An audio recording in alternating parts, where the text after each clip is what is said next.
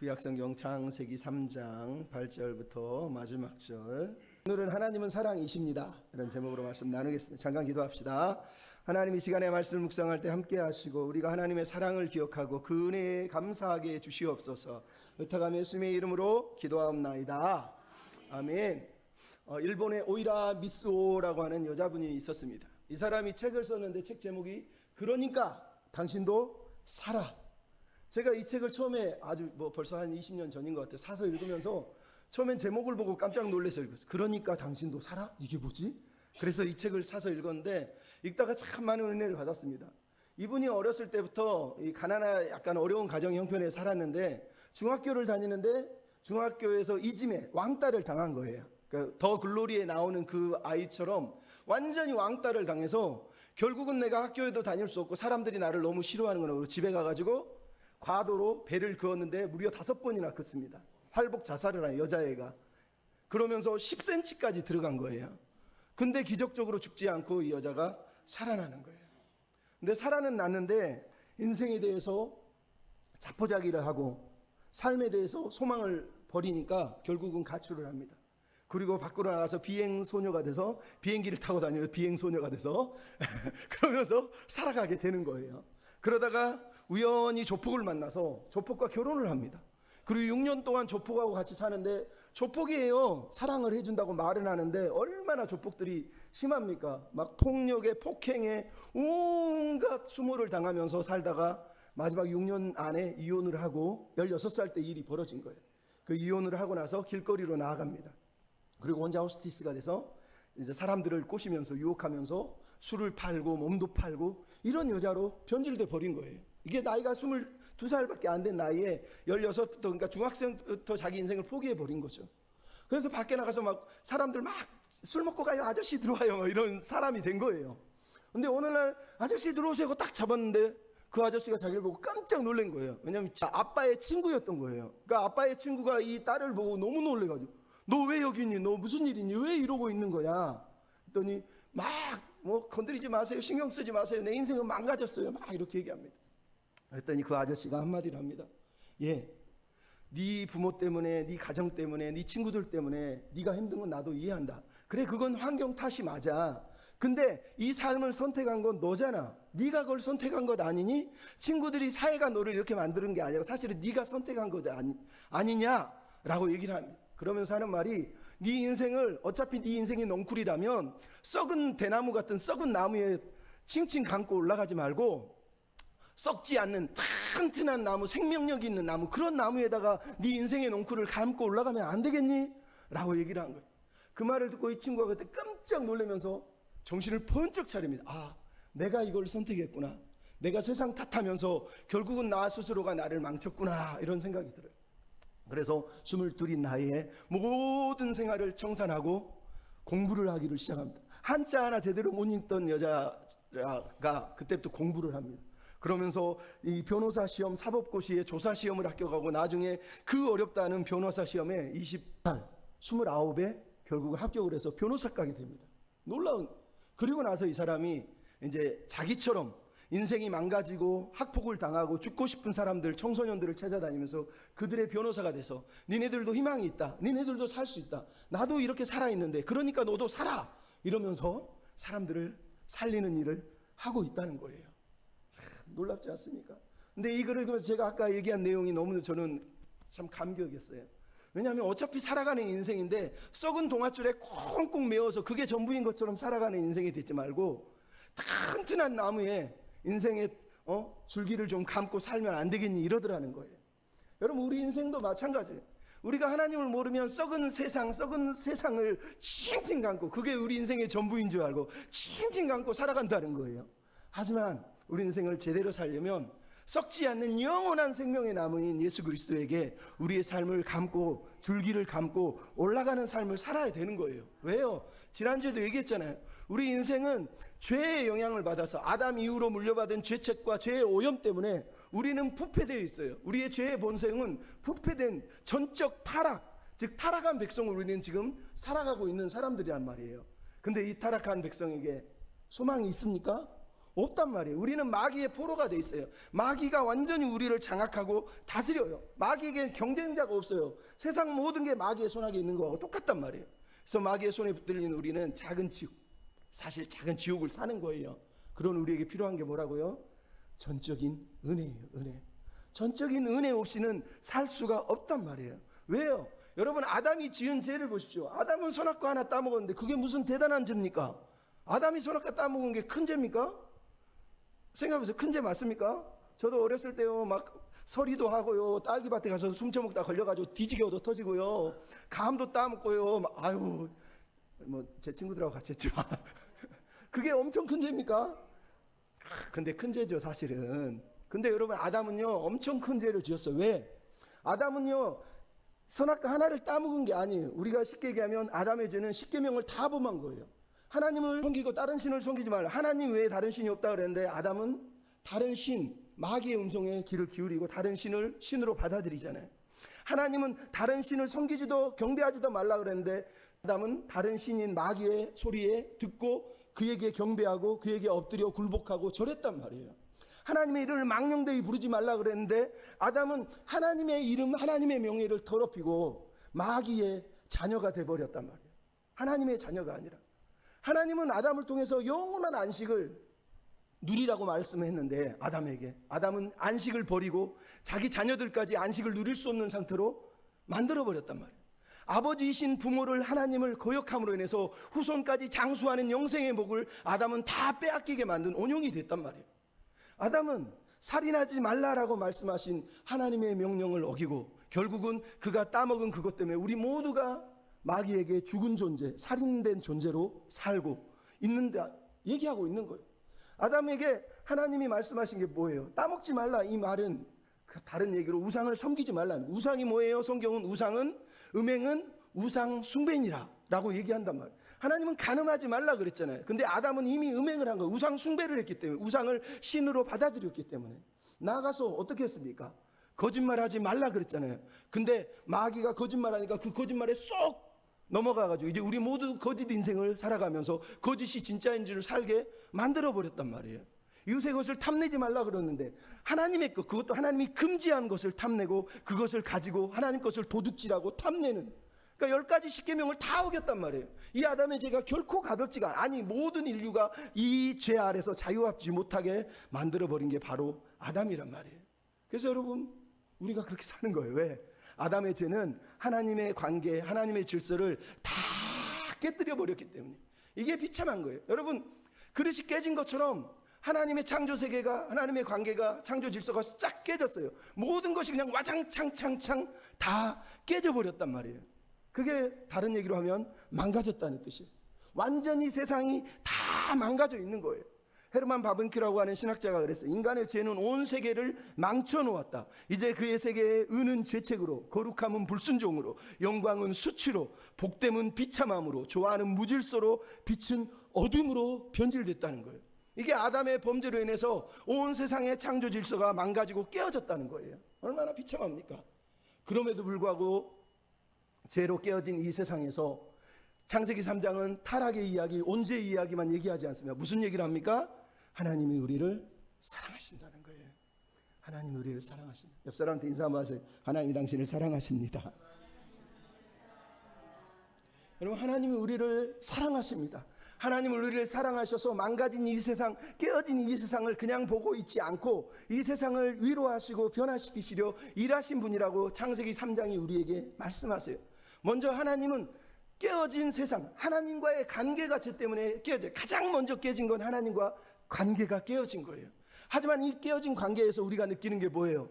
하나님의 아픈 사랑이, 하나님의 사랑이, 하나님의 마음이 너무 아프다는 거예요. 여러분, 오늘 본문에서 하나님이 어떻게 하셨습니까? 동산에 거니시는 하나님.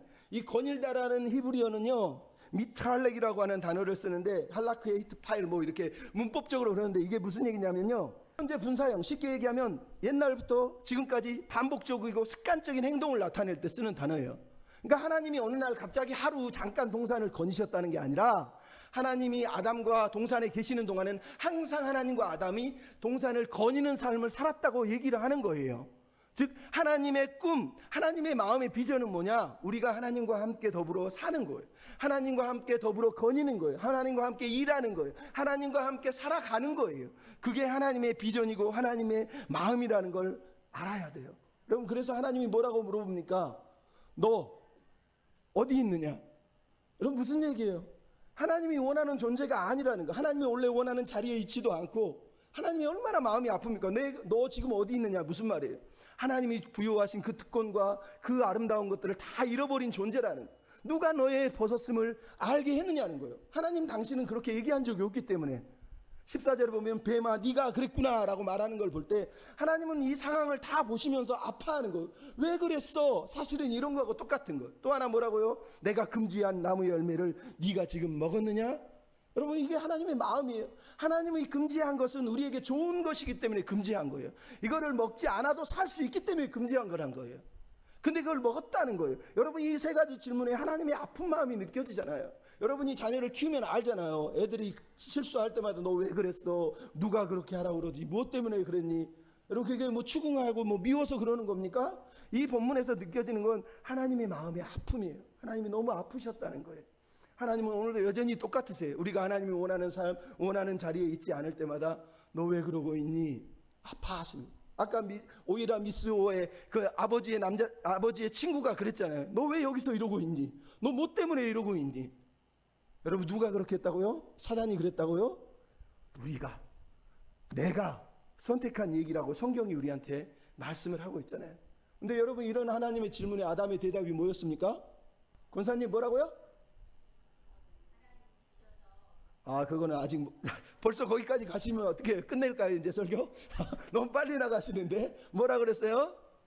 아담과 하와의 대답, 하나님이 두려워서, 내가 벗었으므로 두려워서 숨었나이다. 여러분, 이게 죄의 역설이에요. 죄의 역설. 무슨 얘기예요? 하나님처럼 되고 싶었는데 막상 하나님처럼 된 게 아니라 과일을 먹고 나니까 뭐라고요? 하나님처럼인 건 맞지만 사실 하나님처럼이 아니라 마귀처럼 됐어요. 마귀가 하는 게 뭐예요? 고소하고 정죄하는 거예요. 여러분, 자기 자신을 보면서 아담이 뭘 느끼는 거예요? 나는 부족한 존재구나. 나는 허물이 많구나. 나는 죄가 많구나. 하나님이 보실 때 나는 한없이 부족한데 나 같은 사람을 사랑할까?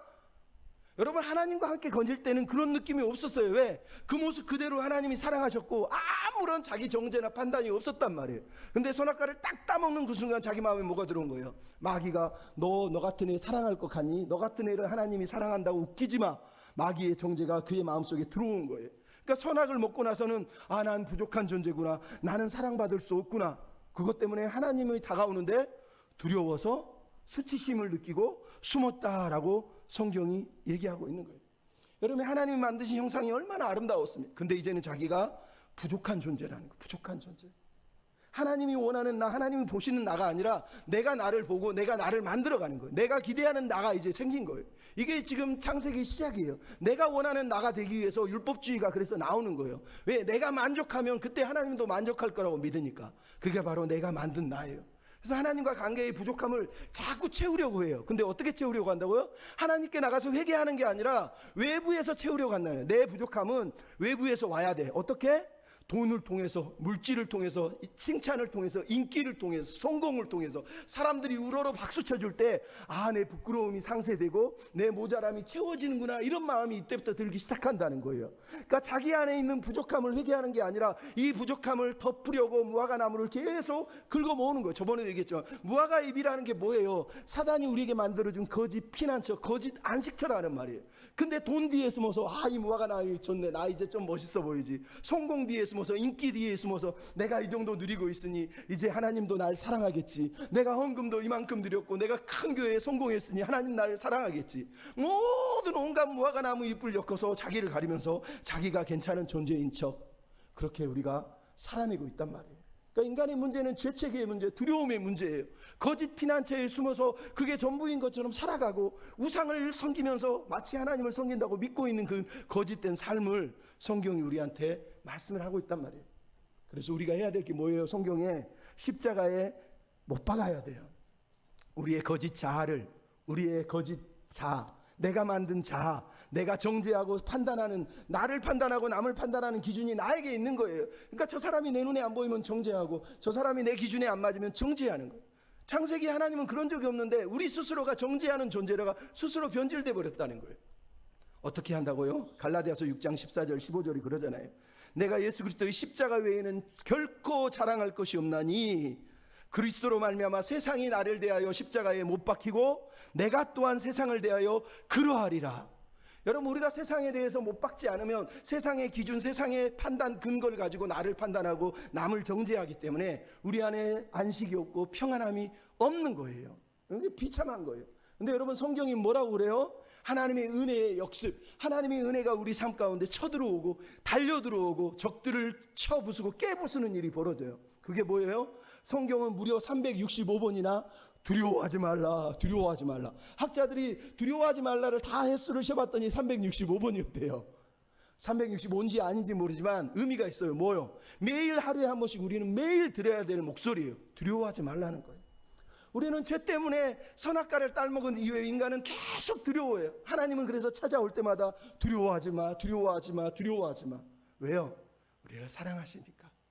여러분, 그래서 성경에서 아브라함을 찾아와서 아브라함에게 했던 말이 창세기 15장 1절에 뭐라고 그러니까 아브라함아 두려워하지 마라. 누가복음은 마리아를 찾아와서 새 약을 시행하시면서 뭐라고 그러죠? 마리아야 두려워하지 말라. 예수님은 공생의 사역을 하는 동안 무려 12번이나 제자들에게 두려워하지 말라, 두려워하지 말라. 부활하신 후에도 무려 5번이나 제자들에게 뭐라고 그러냐? 두려워하지 말라, 두려워하지 말라, 두려워하지 말라. 왜요? 여러분, 하나님은 사랑이시기 때문에. 요한일서 4장 16절 18절 뭐라고요? 하나님이 우리를 사랑하시는 사랑을 우리가 믿고 알았나니 하나님은 사랑이시라. 사랑 안에는 두려움이 없고 온전한 사랑이 두려움을 내어 쫓느니라. 여러분, 믿으십니까? 옆 사람한테 인사합시다. 두려워하지 마십시오. 여러분, 우리가 두려워하지 않을 이유는 나에게 있지 않아요. 하나님의 사랑에 있기 때문에. 하나님 우리를 사랑하세요. 전적인 타락은 전적인 의존, 하나님께 기대해야 돼요. 하나님의 사랑의 품에 기대해야 돼요. 하나님의 사랑의 품이요, 요만하지 않아요. 엄청 넓어요.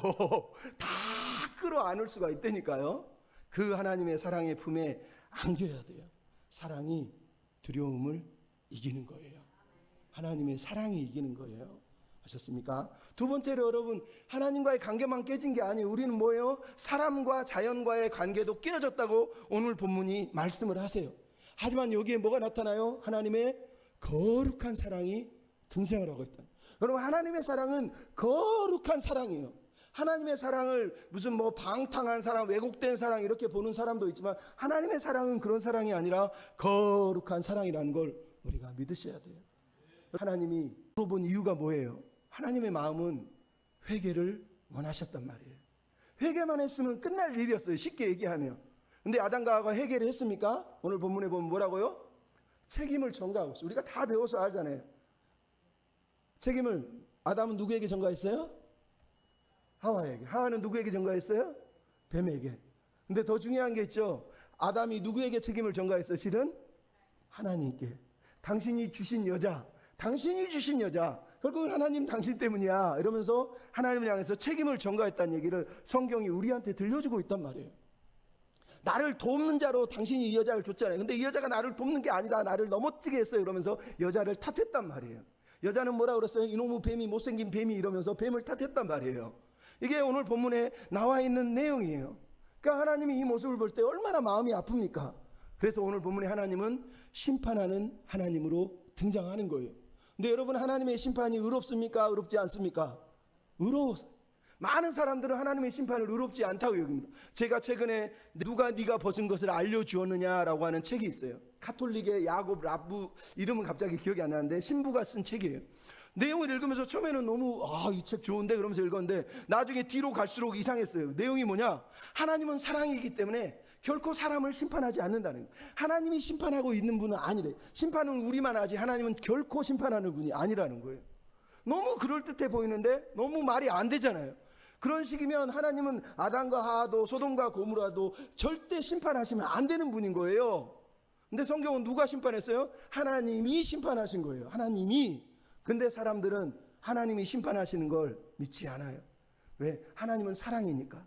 그래서 얘기하는 거예요. 하나님의 사랑은 거룩한 사랑이에요. 하나님의 사랑에는 언제나 기준이 있으세요. 하나님은 선하시고 정의로우시고 진리이기 때문에 당신의 기준이 있고 그것이 우리에게 유일한 기준이라는 걸 성경이 우리한테 말씀하시잖아요. 그래서 여러분, 하나님이 심판하세요. 뱀에게는 어떻게 심판했어요? 너 평생 배로 기어다녀라. 배로 기어다닌다는 건 모든 동물과 생물 중에 가장 미천한 존재가 되는 걸 얘기하는 거예요. 또 하나는 뭘 흙을 먹으라 그러잖아요. 여러분, 뱀이 흙을 먹습니까? 권사님, 뱀이 흙을 먹어요? 먹어요? 뱀 흙을 먹지 않습니다. 성경에서 뱀이 흙을 먹는다는 단어를 왜 쓰고 있느냐? 영적인 의미예요. 뱀은 마귀를 상징하기 때문에. 마귀가 뭐래요? 우리를, 영혼을 잡아먹는 거예요. 우리가 흙이잖아요. 바로 나오잖아요. 너희는 흙이니 흙으로 돌아가라. 뱀이 흙을 먹는다는 건 뱀은 계속해서 여자의 후손들과 전쟁을 하면서 우리의 영혼을 갉아먹는 존재로 나온다는 거. 우는 사자처럼 삼킬 자를 두루 찾는다고 베드로 전서에 말씀하시는 내용이 바로 그거란 말이에요. 그래서 이 말씀을 통해서 우리는 여전히 뱀의 후손과 여자의 후손 전쟁 중에 있다는 거예요. 사단은 하나님을 믿는 사람을 무너뜨리려 하고 하나님을 믿는 사람은 사단의 유혹을 뿌리치고 하나님께 영광을 돌리려는 싸움이 여전히 우리 인생 가운데 일어나고 있는 거예요. 그래서 여러분, 우리는 영적 전쟁 중이라는 걸 잊으면 안 돼요. 여자의 후손과 뱀의 후손이 싸우는 이유, 여자와 뱀이 온스가 된 이유가 바로 거기에 있단 말이에요. 이 사단은 계속해서 우리를 죽이려고 한단 말이에요. 근데 우리가 정신을 안 차리면 되겠습니까? 또 하나는 여자에게 주시는 게 뭐예요? 하나는 해산의 고통. 여러분, 해산의 고통을 본문에 뭐라고 그랬다고요? 임신하는 고통을 더할 것이다고. 더할 것이다. 여러분, 모든 피조물 중에 임신의 고통을 느끼는 존재는 인간 외에는 없다고 얘기합니다. 동물들이 임신할 때 이러면서 임신하는 거 보셨어요? 거의 없다고 그럽니다. 실제로 그냥 눈물을 흘리지 모르는데 그냥 쑥 나요. 근데 사람은요, 아이를 낳을 때마다 막 소리를 지르고 막 아파해요. 물론 이 말을 오해하면 안 돼요. 여기서 임신하는 고통이 단지 임신만을 얘기하는 건 아니에요. 왜? 여러분, 여자들 보면요, 고통도 없이 그냥 애들 쑥쑥 나는 여자들 있어요. 그냥 펑펑 낳더라고요. 그러면 거기는 저주를 안 받은 거예요? 아니란 말이에요. 그러니까 오늘 본문이 말하는 건 여자에게 해산의 고통이 있어요. 더한 거예요. 모든 동물보다 인간은 더 큰 고통을 느껴요. 하지만 더 나아가서 우리가 느끼는 고통이 뭐예요?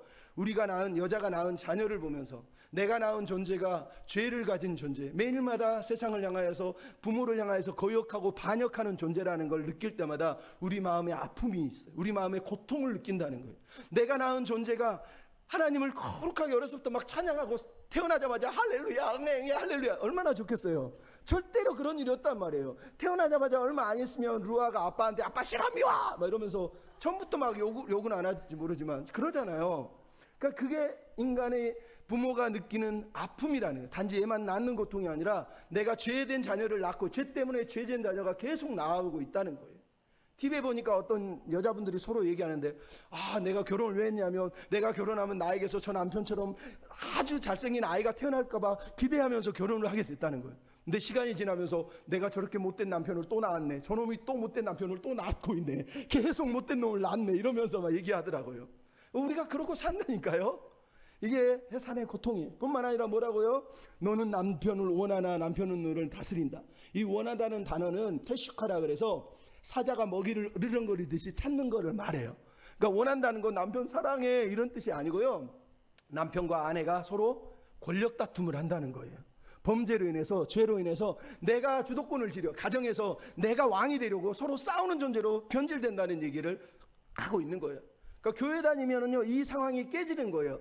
원래 뭐예요? 에제르는 서로 돕는 자잖아요. 돕는 배필이라는 거예요. 서로가 돕는 자로 사는 게 하나님이 기대하는 거예요. 그러니까 예수를 믿을수록 우리는 서로 돕는 존재가, 허물을 덮어주는 존재가 돼야지 계속 으르렁거리면서 내가 너보다 더 세, 내 말 들어, 엎드려, 복종해. 여러분, 그거는 하나님 믿는 가정이 아니에요. 세 번째, 하나님이 심판을 누구에게 했어요? 남자에게 했어요. 근데 남자에게 할 때 첫 마디가 뭐예요? 남자를 저주한 게 아니라 땅을 저주했다는 거예요. 왜 땅을 저주합니까? 창세기 2장 5절에 보면 하나님이 허락하신 땅은요, 하나님의 은혜 가운데 사람들이 그냥 조금만 수고해도 땅이 열매를 맺는 그런 땅이에요. 근데 이제 땅이 저주를 받았어요. 무슨 일이 벌어진 거예요? 남자들이 막 가시덩굴을, 엉겅퀴를 걷어내고 삽질을 하고 꽃갱이질하고 돌을 캐내야지만 그때야 땅에서 열매가 그나마 조금씩 열리는 일이 벌어진다는 거예요. 즉 땅과 인간이 죄 때문에 원수가 아닌 원수가 되어버렸다고 성경이 우리에게 말하는 거예요. 여러분 노동의 고통이 그래서 더해졌어요. 노동은 나쁜 거예요, 좋은 거예요? 나쁜 거 아니에요, 좋은 거예요. 하나님 인간을 만들 때 뭐라고 그랬다? 경작하게 하려고 만드셨다는 거예요. 인간의 노동은요 신성한 거예요. 처음부터 인간은 노동하게 돼 있어요. 근데 죄가 들어오니까 노동이 어떻게 됐다고요? 고통이 됐다는 거예요. 왜 고통이 되죠? 하나님을 위해서 하나님 안에서 살던 삶은 일하는 게 즐겁고 행복한데 이제는 내가 내 힘으로 땅을 경작하고 내 힘으로 생계를 유지하고 건사하고 살려니까 내 인생이 너무 힘든 거예요. 그게 노동의 고통이라고 성경이 말하고 있단 말이에요. 여러분 이 본문을 통해서 느껴지는 게 뭐예요? 하나님은 우리를 심판하시는 하나님이라고 얘기를 하는 거예요. 여러분 하나님은 우리를 심판하시는 분이라는 걸 여러분 그래서 잊으면 안 돼요. 이 하나님의 심판을 우습게 여기고 외면하면 안 되는 거예요. 여러분 하나님의 진노, 하나님을 안 믿는 사람은 왜 하나님이 사랑의 하나님인데 진노합니까? 그러면서 막 승질을 냅니다. 근데 여러분 우리가 오늘 본문을 살펴봤지만 하나님은 선하시고 거룩하세요. 하나님의 사랑의 기준에 언제나 선하심과 거룩하심이 같이 공존하는 거예요. 거룩함이 없고 진리가 없는 사랑은 방종이고 방탕이지 사랑이 아니에요. 사랑은 진리와 함께 하는 거예요. 진리는 사랑과 함께 가는 거예요. 하나님은 한 번도 그걸 어긴 적이 없으신 거예요. 그래서 하나님은 인간을 심판하시는 거예요. 그래서 옛날에 조나단 에드워드 같은 사람은요 18세기 사람이지만 미국에서 진노한 하나님의 손에 붙들린 죄인들, 여러분 이분이 이 설교를 할 때요 미국에 대부흥이 일어나는데 설교를 어떻게 했는지 아세요? 원고를 빽빽하게 써가지고 사람들 얼굴도 안 보고요 진노하신 하나님의 손에 붙들린 죄인들이라는 설교를요 원고를 그냥 읽었어. 여러분 어떤 사람은 원고 안 보고 설교하는 게 대단한 거라고 믿지만 그거는 말이 안 되는 거예요. 이 원고를요 읽었는데요 그냥 읽기만 했는데 하나님의 진노에 우리가 어떤 형벌을 당하는지를 얘기하니까 설교가 하다가 고개를 들어보니까 사람들이요 하늘에서 하나님이 진노의 불이 내린 줄 알고 의자 밑으로 숨고 기둥에 달라붙어가지고 벌벌 떨면서 설교를 들었다는 거예요. 아니 여러분 이거는 실제로 있던 일이에요. 이건 꾸민 얘기가 아니에요. 미국 역사상 가장 위대한 부흥이 이때 일어났는데 설교자가 하나님의 진노 아래 있는 우리가 얼마나 큰 심판을 받은지를 설교를 했더니 사람들이 바들바들 떨었다는 거예요. 뭐 소리 지르고 막 제스처를 한 게 아니에요. 그냥 말씀만 읽었는데 그랬다는 거예요. 그러면 그게 어디서 온 거예요? 하나님의 성령이 인간의 죄에 대한 두려움을 느끼게 했다는 거예요. 여러분 이런 일이 실제로 일어났었다는 거예요. 근데 이 시대는 뭐라고요? 죄를 두려워하잖아요. 어떤 리차드 니버라는 분이 이런 얘기를 했어요. 이 시대의 기독교를 얘기한 거예요. 진노하지 않은 하나님이 죄 없는 인간을 십자가 없는 그리스도의 사역을 통해 심판 없는 하나님의 나라로 이끈다는 거예요. 여러분 무서운 얘기예요. 이 땅의 기독교가 20세기 21세기 기독교가 이렇게 있는 거예요. 진노하지 않아요. 하나님은 무서운 분이 아니에요. 진노하지 않으세요. 하나님은 죄에 대해서 관심도 없으세요. 하나님은 십자가 관심도 없으세요. 하나님은 심판도 안 해요. 그냥 행복하게 살자. 우리 행복한 나라 만들어 가자. 이게 하나님의 나라입니까? 인간들의 나라지. 정치하는 나라지. 하나님의 나라는 진노하시는 하나님이 죄 있는 인간들을 예수님의 십자가를 통해서 구속하시고 거절하는 자를 심판하시는 분이 하나님이란 말이에요. 이 하나님을 우리가 잃어버린 거예요. 창세기는 하나님이 심판한다고 강력하게 얘기하는데 우리는 이 하나님을 거부하고 살려고 얼마나 애쓰는지 모른다는 거예요. 비참한 거예요. 그래서 여러분 하나님의 사랑은 거룩한 사랑이에요. 하나님이 거룩함 때문에 우리를 심판하시는 건 사랑이어서요. 사랑이어서. 부모가 자녀들이 잘못했을 때 때리는 게 미워서 때립니까? 난 너 때리는 게 행복해 그러면서 때립니까? 아니잖아요. 다 알잖아요. 하나님의 사랑은 거룩한 사랑이에요. 여러분 이 하나님의 사랑 때문에 우리 인간에게 하나님은 뭐라 그럽니까? 흙으로 돌아가라. 그럼 깨어진 사랑을 회복하기 위해서 깨어진 관계를 회복하기 위해서 노동하면서 힘쓰며 사는 우리에게 해야 될 게 첫 번째가 뭐냐? 흙으로 돌아가는 거예요. 흙으로 돌아간다는 게 무슨 뜻이에요? 나는 신이 아니라는 거예요. 나는 신이 돼서도 안 된다는 거예요. 나는 그냥 인간이라는 거예요. 내 한계를 받아들이고 수용하는 거예요. 자꾸 우리가 내 부족함을 참지를 못해요. 남들보다 더 많이 갖고 누려야지 뭔가 행복이 온다고 믿으니까 나를 참아내지를 못해요. 부족함은 부족한 대로, 모자람은 모자란 대로 그렇게 하나님 앞에 한계를 인정할 때 그게 진짜 인간인 거예요. 그럴 때 하나님의 은혜를 부으시는 거예요. 나아가 뭐예요? 아담에게 하나님 주신 소망 때문에 아담이 하와의 이름을 모든 산자의 어머니로 지었다는 거예요. 왜 모든 산자의 어머니로 지었어요? 여자의 후손을 통해서 장차 뱀의 머리를 깨뜨리실 분을 기대하면서 하와의 이름을 모든 산자의 어머니라고 지은 거예요. 하와가 모든 자들을 태어나게 하는 근원이라는 의미도 있지만 모든 사람들이 살아날 길은 하와가 여자의 후손을 하와를 통해 나온 그 여자의 후손 때문에 죽었던 자가 살아날 것이라는 소망까지 같이 묻어있는 단어가 바로 이 하와라는 단어란 말이에요. 그러니까 하나님의 심판 속에서 여전히 인간은 심판을 느끼는 게 아니라 그럼에도 불구하고 아담은 하나님의 사랑과 소망을 느꼈다고 성경이 그래서 말하는 거예요. 하나님의 사랑은 거룩한 사랑이에요. 마지막으로 하나님의 사랑은 은혜로운 사랑이에요. 하나님이 깨어진 세상을 회복하기 위해서 하시는 일은 은혜를 부으시는 거예요. 여러분 오늘 본문에서 하나님이 뭘 했다고 그럽니까? 가죽옷을 집어 입히셨다는 거예요. 우리가 만든 무화과 잎이 아니라 짐승의 희생을 통해서 누군가의 희생 때문에 우리의 허물을 덮어주실 하나님의 은혜를 오늘 본문이 우리한테 얘기하고 있잖아요. 하나님은 여전히 오늘도 우리의 허물을 덮어주시는 분이라는 걸 깨닫게 하시려는 거예요. 나가서 뭐라고 그랬다고요? 생명나무의 열매를 못 먹게 막으셨다는 거예요. 여러분 이게 왜 은혜예요? 우리가 죄 있는 채 생명나무를 먹으면 어떻게 돼요? 죄인이 영원히 사는 거예요. 죄인이 영원히 사는 게 행복일까요? 하나님은 그게 아니라는 거예요. 그래서 생명나무를 막은 거예요. 우리가 죄 있는 몸으로 영원히 사는 것이 아니라 예수의 의로 영원히 살기를 원하셔서 생명나무를 막지 못하도록 막았다는 거예요. 물론 오늘 본문에 보면 우리와 같은 존재라, 이 우리라는 단어를 여러분이 오해하고 하나님 같은 존재라고 믿으면 안 돼요. 여기서 말하는 우리는 사단과 같은 존재란 이런 뜻이에요. 이런 뜻. 뭐 시간이 없으니까 넘어가고. 마지막으로 하나님 뭘 했다고 그럽니까? 동산 동쪽으로 그들을 쫓아내보냈다. 인간이 쫓겨났다는 거예요. 근데 왜 이게 은혜라고요?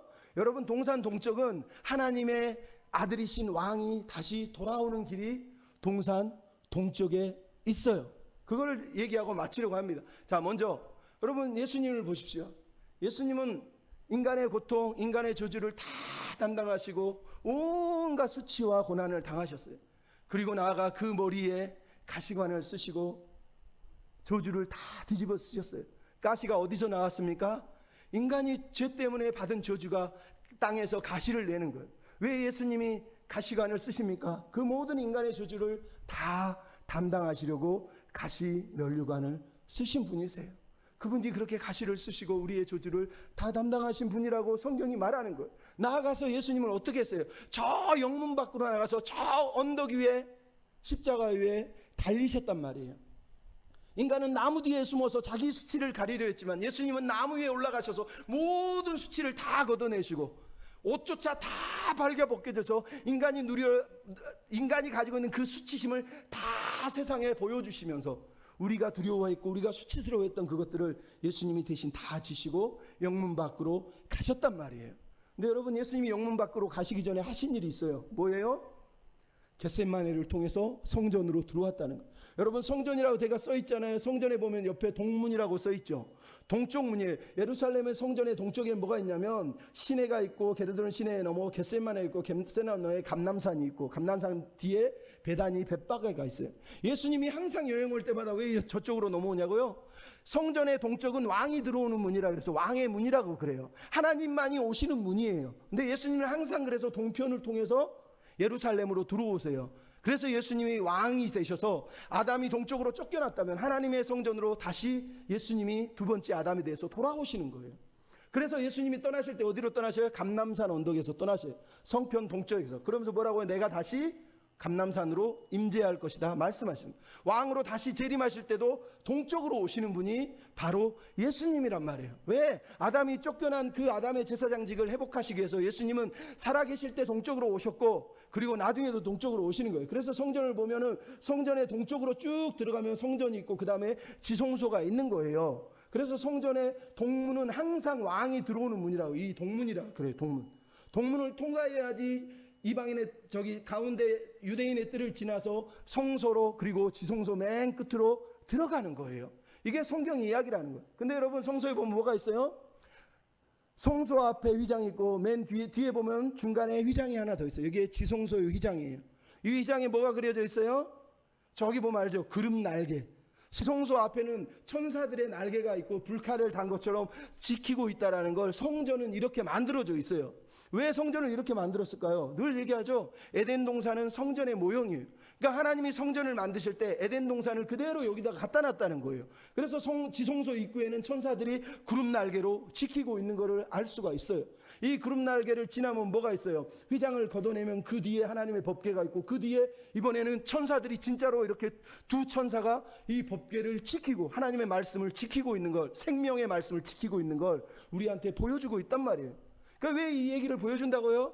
예수님이 동편으로 들어오셔서 이 제사장 외에는 들어갈 수 없는 이 지성소의 휘막을 찢으셨다는 거예요. 예수님이 십자가에 달려 죽는 그 순간 지성소의 휘장이 찢어진 거예요.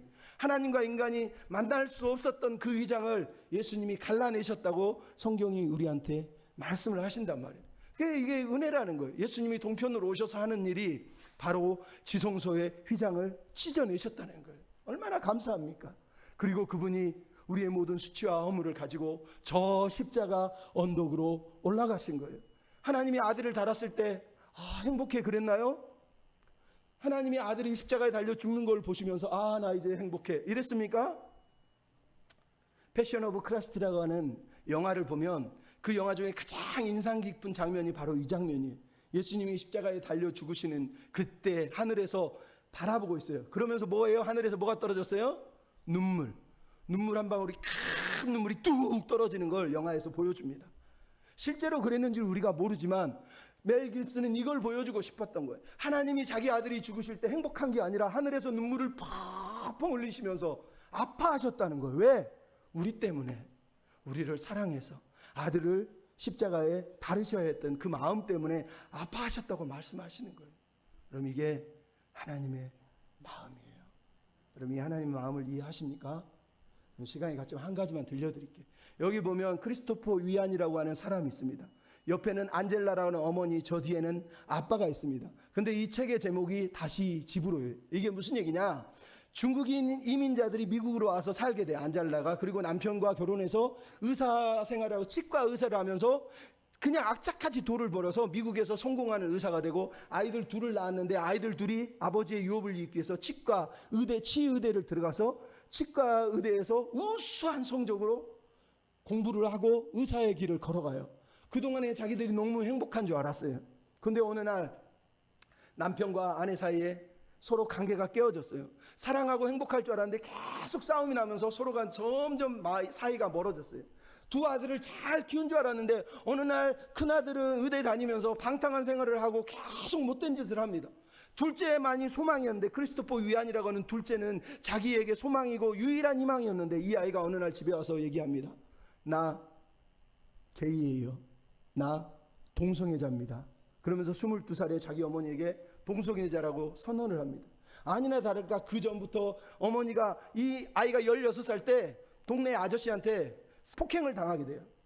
그리고 나서 치료를 받았는데 자기는 괜찮은 줄 알았대요. 근데 어느 날 아빠가 아이 방을 청소하다가 이상한 비디오가 있어서 비디오를 봤더니 세상에 말도 안 되는 비디오를 보고 있더라는 거예요. 너무 마음이 아팠다. 근데 그날 아들이 대학교에서 공부하다 집에 들어와서 첫 마디가 나 게이예요.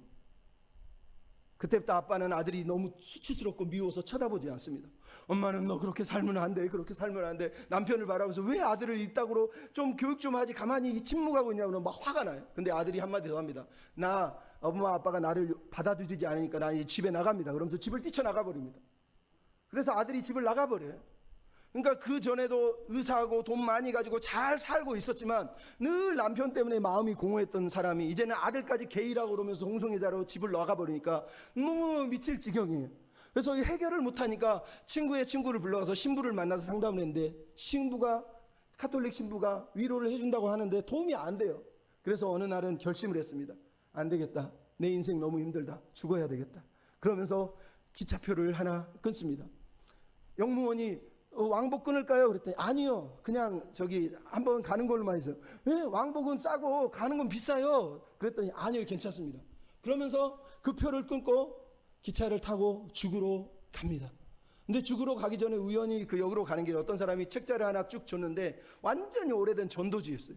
그 전도지를 가방에다 꾸겨놓고 간 거예요. 그래서 이제 죽기 위해서 가는데 내 인생 어차피 뭐 죽어야 되겠다 결심을 하고 가는데 가방에 그 소책자가 갑자기 손에 잡히는 거예요. 이게 이거 있었네. 그래서 딱 펴서 보니까 내용이 이랬어요. 동성애자들은 구원받을 수 있습니다. 예? 뭐 이런 게 있어? 그러면서 처음으로 그거를 펴서 읽게 된 거예요. 어떻게 그 책자가 왔는지 모르는 거예요. 그걸 쭉 읽어보니까 하나님이 모든 사람을 심지어 동성애자도 사랑하신다는 그 마음을 깨달으면서 마음속에 뭔가 위로가 느껴져요. 하나님도 사랑하는데 내가 내 아들을 미워했다니, 이런 생각이 들었다는 거예요. 그럼에도 불구하고 마음에 불쾌함이 여전히 남아 있었어요. 근데 바로 밑에 구절에 이런 구절이 써 있어요. 다른 어떤 피조물이라도 우리를 우리 주 예수 그리스도의 안에 있는 사랑에서 끊을 수 없느니라. 이 여자분이 거기서 충격을 받았어요. 교회도 한 번도 안 다닌 사람이 하나님이 나를 사랑한다고? 나 같은 사람을 사랑한다고? 우리 집도 다 망가지고 우리 아들도 개인데 나 같은 사람을 사랑해? 이 사람이 거기서 느끼는 충격이 그거였어요. 그러면서 그런 나를 하나님이 사랑한다, 마음이 평안함이 몰려오는데, 그때 자기 귓가에 하나님의 음성이 들렸어요. 뭐라고 그러냐면 너는 내 사람이다. 너는 내 사람이다.